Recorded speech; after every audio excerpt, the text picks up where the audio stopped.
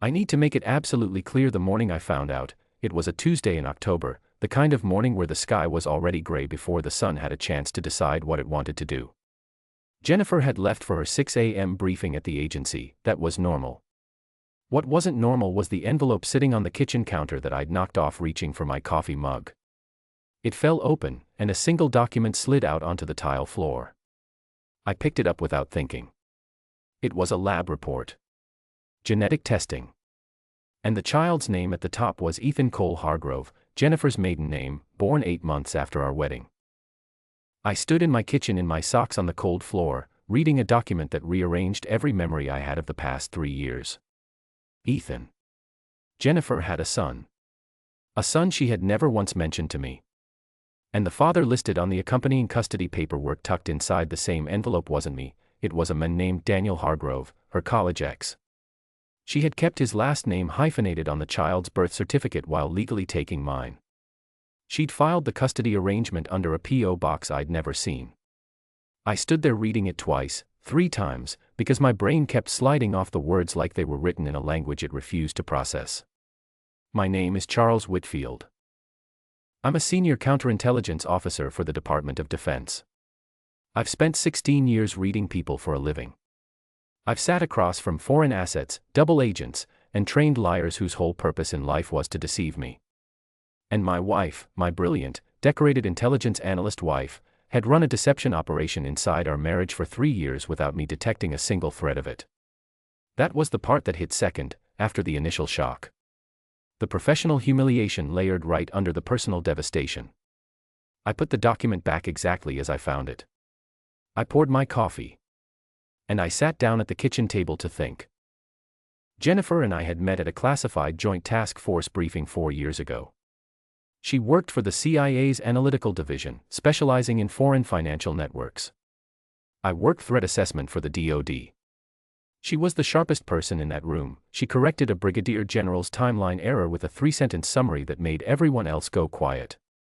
I fell in love with her before the meeting was over. We dated for 8 months, careful and deliberate the way both of us did everything, and then I proposed on a weekend trip to Charlottesville, Virginia, at a vineyard where we'd argued about Burgundy vintages for 45 minutes. She said yes and laughed and told me I was the only man she'd ever met who made her feel like she couldn't win an argument. I thought that was the greatest compliment of my life. We built something real together. Or what I believed was real. She was ambitious, yes, and sometimes closed off in the specific way that intelligence people develop when compartmentalization becomes a personality trait. But I thought I understood her silences. I thought I had clearance into every room of who she was. I thought we were the rare couple who actually communicated because we knew exactly how dangerous secrets could be. She had been lying to me since before our first anniversary. Because the timeline on that lab report didn't lie. Ethan Cole Hargrove was born 11 months after our wedding. Conceived, and the math was not complicated, approximately 3 months into our marriage. Jennifer had been sleeping with Daniel, her ex from Georgetown, while wearing my ring. While telling me every morning that she loved me. While asking me which neighborhood we should buy a house in and whether I thought she should push for the London posting or stay stateside so we could start a family. Start a family. She'd said those words to me while already carrying another man's child. I went to work that morning and I didn't say a word to her. Here is what most people don't understand about people in my field: we don't react. We respond. And the difference between those two things is everything. Reacting is emotional, immediate, and full of mistakes you can't take back. Responding is calculated, informed, and surgical. Jennifer had chosen the wrong husband to deceive if she expected a reaction. I was going to respond. And first, I needed information. I spent 3 days building a picture. I had contacts and access that most people couldn't dream of, but I was careful to stay within the bounds of what was legally mine to know as it pertained to my own marriage and household finances. What I found was methodical and staggering. Jennifer maintained a separate banking account under her maiden name, Hargrove, at a credit union in Alexandria. She'd been making deposits into it every month for 3 years from her discretionary salary allocation. She had a storage unit in Falls Church under a corporate LLC she'd created through a Delaware registration service. And she had, according to public court records in Virginia, an active joint custody arrangement with Daniel Hargrove for a child named Ethan, with Jennifer listed as the non-custodial parent who received the child every third weekend. Every third weekend. I counted backward through our calendar. Those were the weekends Jennifer traveled to conferences in Richmond. A counterintelligence analyst. Going to Richmond. 4 conferences. I had never once questioned it because she was Jennifer. She was the most credible person I knew. The most credible person I knew had built a second life in the margins of our marriage and filed it under a name I'd never thought to look for. On the 4th day I drove to the storage unit in Falls Church. I had the LLC's registered information, which was public record, and the unit was listed under it. I didn't break in, I didn't need to. The manager was cooperative when I identified myself, and what I found inside was a carefully organized collection of Ethan's things. Baby photos, artwork, a small bin of toys, a car seat still in the packaging. A shoebox with cards in it, birthday cards, holiday cards, written in Jennifer's handwriting and never sent. She had been writing to a child she visited once a month and storing the evidence in a unit I had no reason to ever see. That was the moment I felt something break open in my chest that wasn't anger. It was grief. Because whatever Jennifer had done, and however completely unforgivable it was, there was a child in the middle of it who had nothing to do with any of this. A little boy named Ethan who had a mother who wrote him birthday cards and stored them in a box instead of giving them to him, and a father she'd betrayed, and a story nobody had ever told cleanly or honestly. I let myself feel that for exactly 1 hour. Then I went home and I waited for Jennifer. She came in at 7:30, still in her work clothes, heels clicking on the hardwood the way they always did, dropping her badge lanyard over the hook by the door. She smiled at me across the kitchen and asked if I was hungry because she'd picked up Thai food. I told her to sit down. She heard something in my voice. Jennifer was too good not to. I watched her face go through a rapid sequence of micro-expressions, surprise, calculation, the slight tightening around her eyes that meant she was accessing her response protocol. She set the Thai food on the counter and she sat down. I put the lab report on the table in front of her. She looked at it for a long time without speaking. "Charles," she finally said. "Don't," I told her. "Do not start with my name like that's going to calibrate me. You know exactly what that is. I want to know how long and I want to know everything, and I want you to understand that I have had 4 days to research this, so if you lie to me right now, I will know it." Her jaw tightened.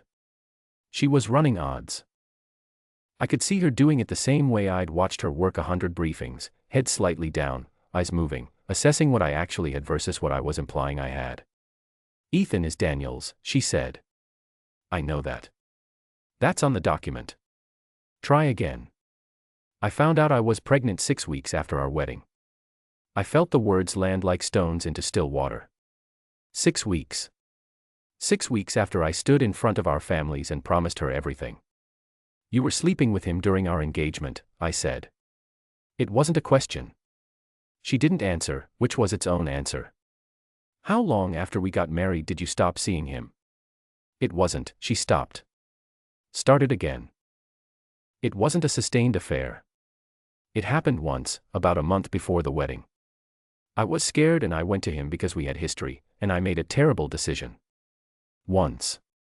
Yes. Jennifer. I leaned forward. "I do this for a living. I have your phone records from that period. I have the hotel records from Richmond. I have 3 years of credit union statements from your Hargrove account. Do not sit in front of me and tell me it happened once." The silence that followed was the most honest thing she'd said since she walked in the door.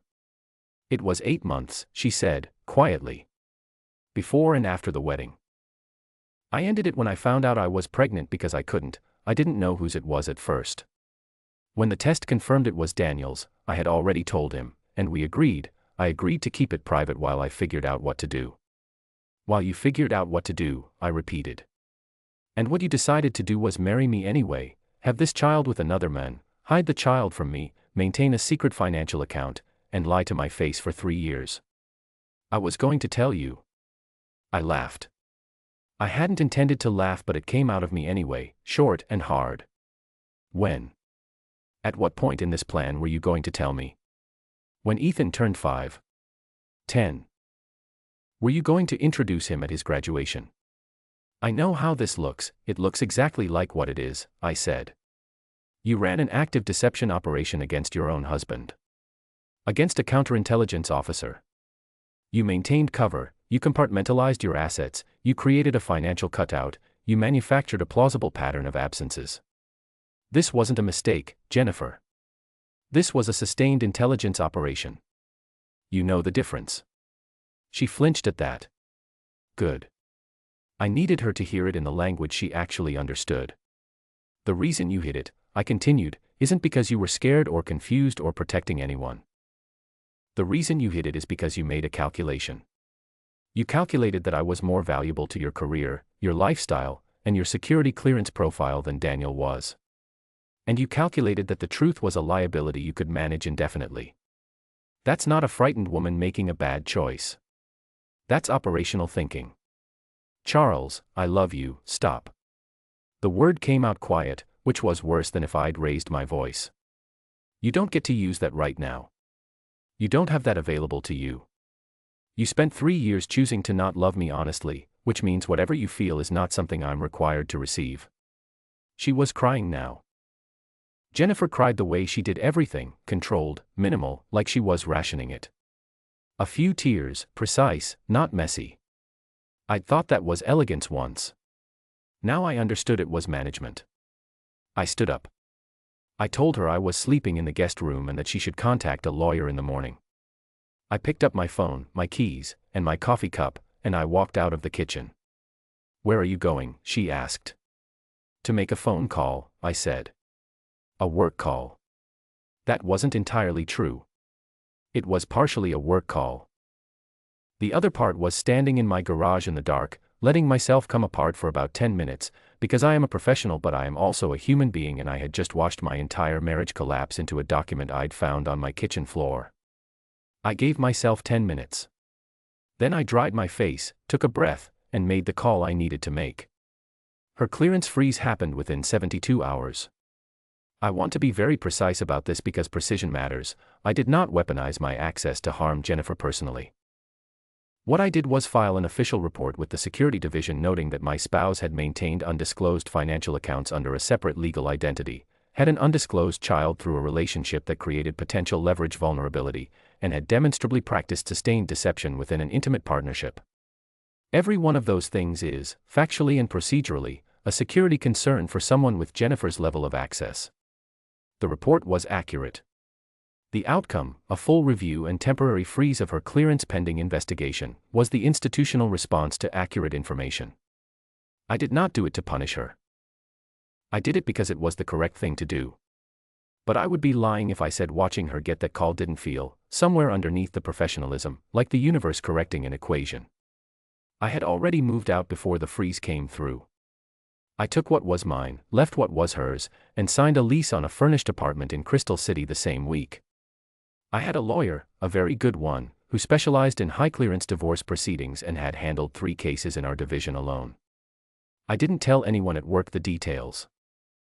I told my direct supervisor that I was going through a divorce and that there may be related paperwork touching on clearance matters, and he nodded with the blank professional acceptance of a man who had seen everything and commented on nothing. I told my best friend Kevin. Kevin had known me since Quantico and he'd been at my wedding. He drove down from Baltimore the weekend after I left and we sat in my empty apartment eating pizza on the floor because I hadn't bought furniture yet, and he listened to the whole thing without saying much, and then he said, "What do you need?" Not, "I'm sorry" or, "I can't believe her." Just, "What do you need?" That was Kevin. What I needed, I told him, was to not think about it for 6 hours. So we watched football and he didn't mention Jennifer once, and at the end of the night he hugged me at the door and told me he'd make some calls to people he knew and quietly, through channels, begin making certain that Daniel Hargrove understood exactly what his involvement in this situation had produced. I didn't tell Kevin to do that. But I didn't tell him not to.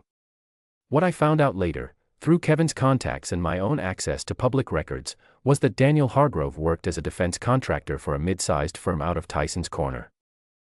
He had his own active security clearance, moderately high, and his company had several DoD contracts. Kevin didn't interfere with his clearance, neither of us had the standing or the desire to cross that line legally.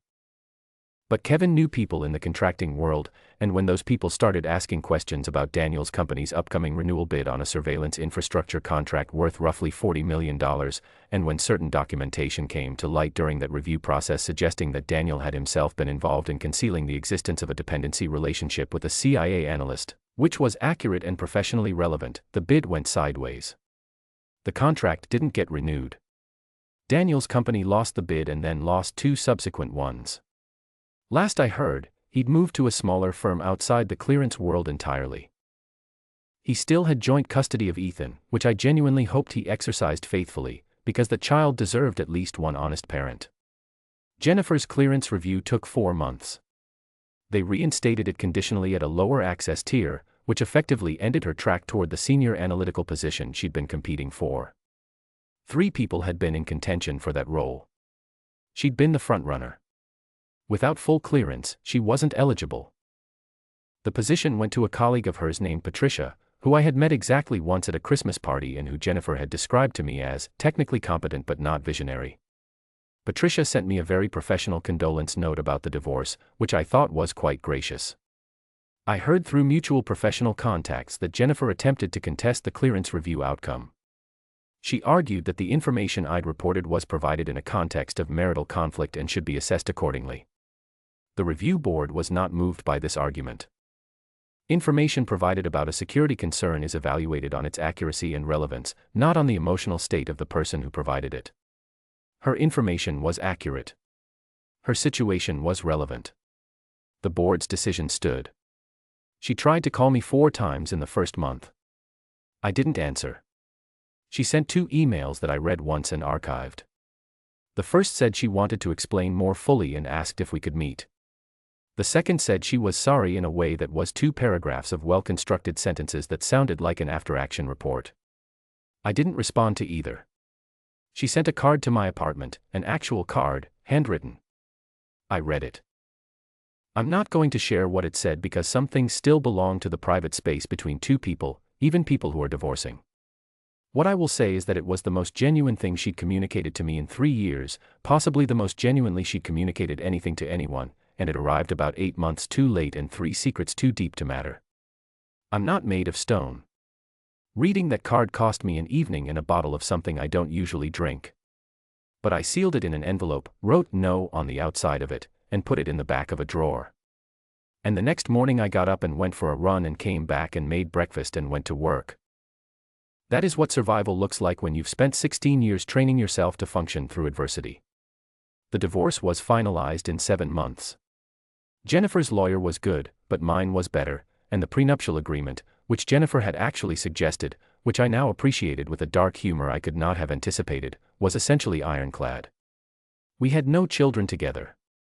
The house we'd bought in McLean went on the market and sold in 11 days in a strong real estate climate.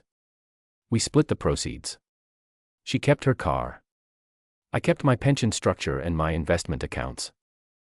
The Hargrove LLC account was cited in discovery, which her lawyer tried to characterize as protected personal assets, and which my lawyer demonstrated was relevant to the divorce settlement as an undisclosed marital period financial account. Jennifer's lawyer eventually conceded the point. I signed the final paperwork on a Wednesday morning in a lawyer's conference room with a view of the Potomac. Jennifer sat across the table and looked tired and very composed. She'd lost weight. Her hair was shorter. She looked like someone who had been running a long sprint and had reached the end of it and found nothing there. I recognized that state. I'd been in it myself. When we stood up to leave, she said, quietly, so only I could hear, "I really did love you, Charles." I looked at her for a moment. "I know you did," I said. "That's what makes it what it is." And I walked out. The first year after the divorce, I threw myself into work the way I always do when I'm processing something I can't resolve any other way. I led a 6-month counterintelligence review for a NATO partner initiative that took me to Brussels for 8 weeks, then to Tokyo for 3, then back to DC for the follow-up reporting cycle.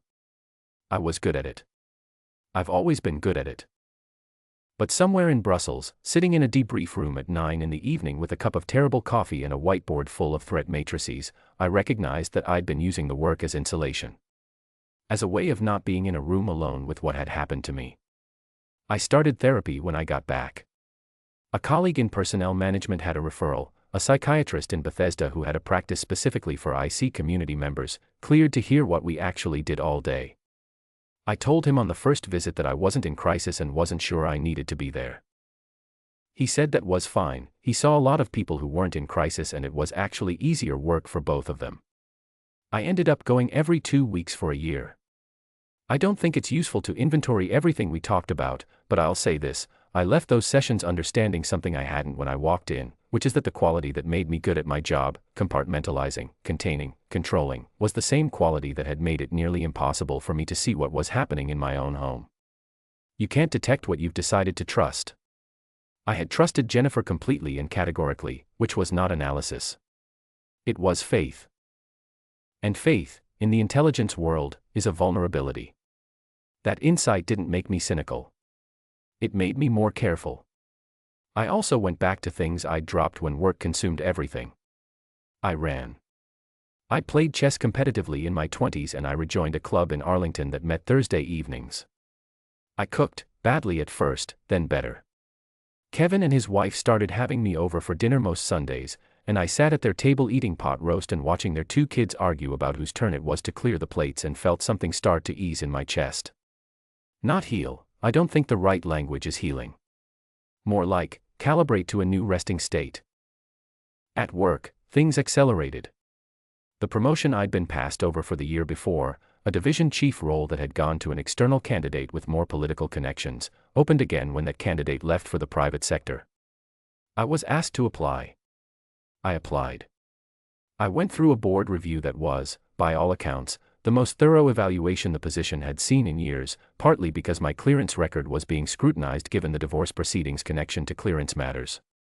I answered every question without evasion. The board offered me the position 6 weeks later. Division Chief. It came with a new office, a budget, a staff of 22, and a seat at briefings I'd previously only read the summaries of. I accepted it on a Monday morning and Kevin texted me a gif of someone doing a victory lap that was so ridiculous I laughed until my eyes watered, standing alone in my new office looking out at the Potomac. It was the best year I'd had in a long time.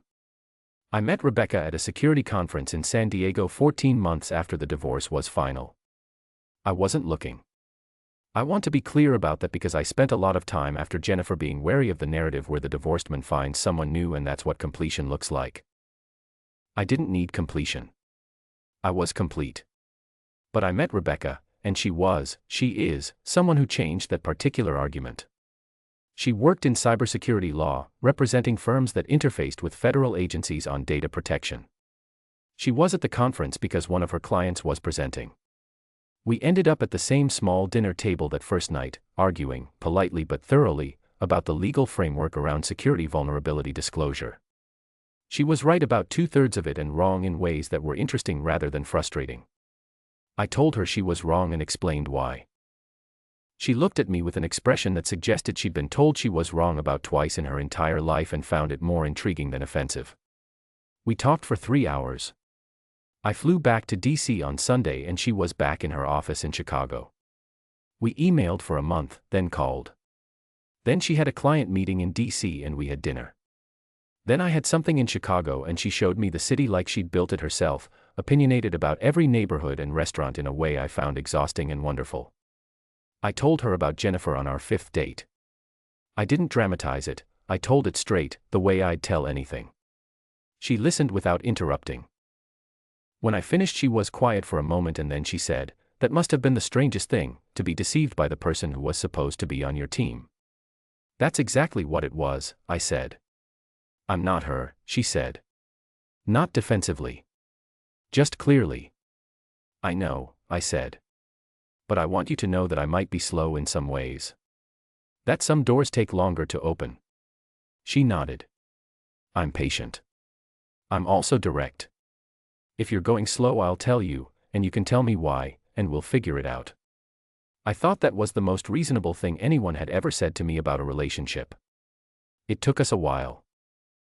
There were nights when I pulled back and she let me and didn't make it a wound. There were conversations that started awkward because I'd been so accustomed to monitoring what I shared that genuine disclosure felt structurally wrong, like putting weight on a repaired bone. But she was patient and direct, exactly as she'd promised, and I found myself opening rooms I hadn't expected to. She came to Kevin's house for Sunday dinner about 8 months in. Kevin, who is the most neutral human being on the planet in most contexts, pulled me into the kitchen when she was talking to his wife and said, "She's real, Charles." That's all he said. Just, "She's real." Coming from Kevin, who had seen everything, that was a complete endorsement. I'm not going to describe the moment I ran into Jennifer as an encounter I engineered or planned. It was not revenge, and I want to be accurate about that.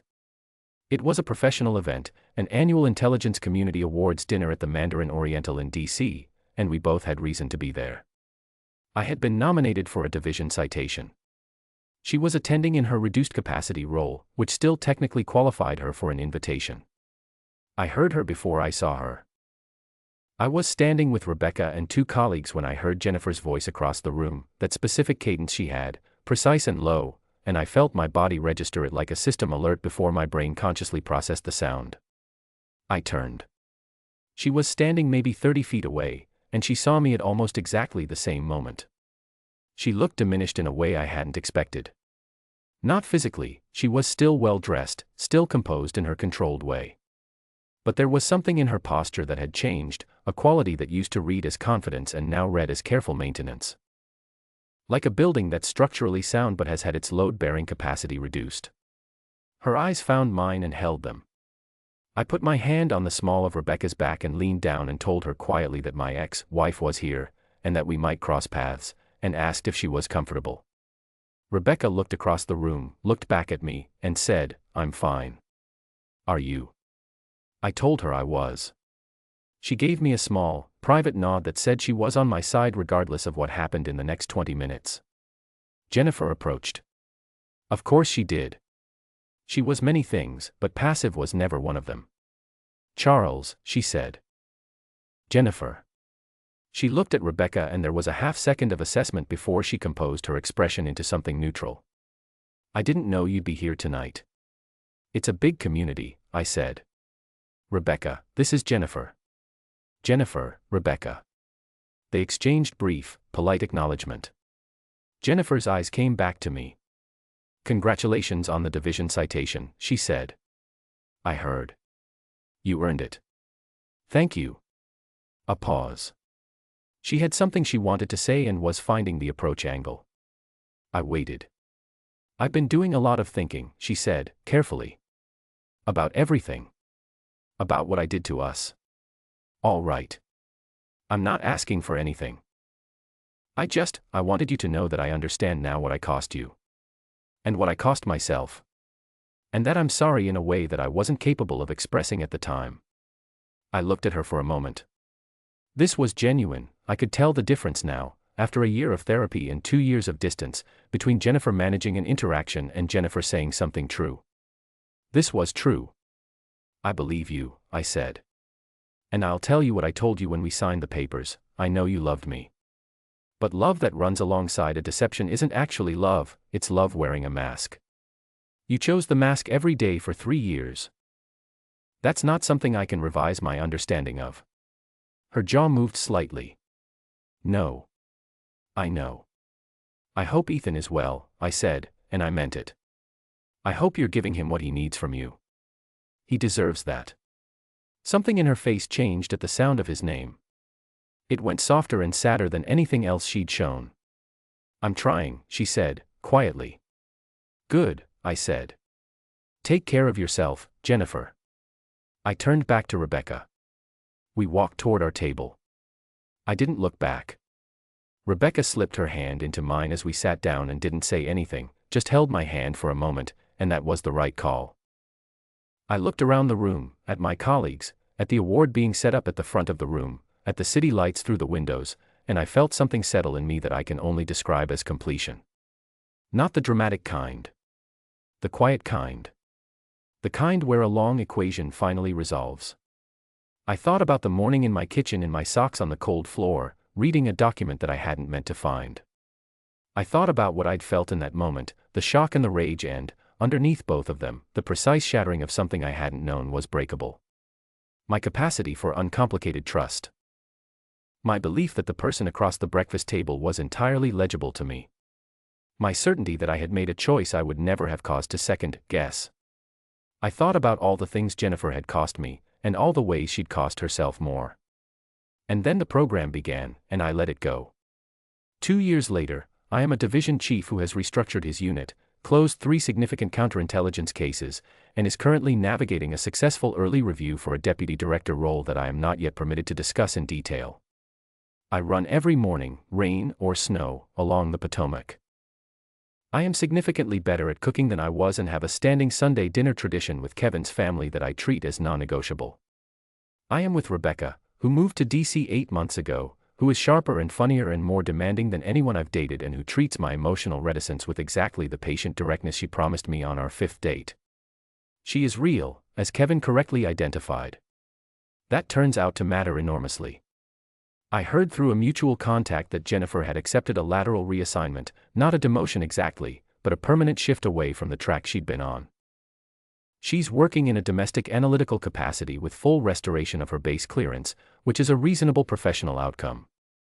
I also heard, and this one came to me with more weight, that she had restructured her custody arrangement to take Ethan more frequently. Full weekends, more school breaks.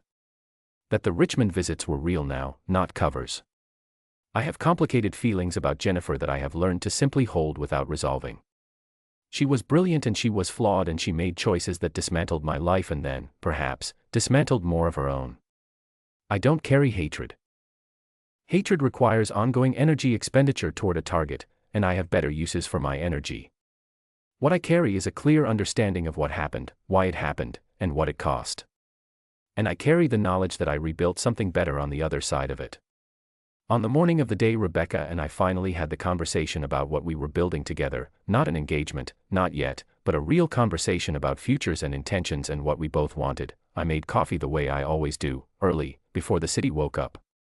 I stood at my kitchen window in my apartment in Crystal City and looked out at the morning, and I thought, I would not change what happened to me. Not because it didn't hurt. Not because it was acceptable or survivable by any clean metric. But because every step I took away from that marriage was a step toward something more honest. And honestly was the thing I'd needed and never quite had, even before I knew I was missing it. The sky that morning was clear. Not gray. Clear, with the early October light coming in flat and gold off the water. I drank my coffee. I went for my run. I came back and I made breakfast and I looked at my phone where Rebecca had already texted me a completely ridiculous observation about a podcast she was listening to at 7 in the morning, and I laughed out loud in my empty kitchen. That is what it sounds like when an equation finishes resolving. Not dramatic. Just clear, and permanent, and mine.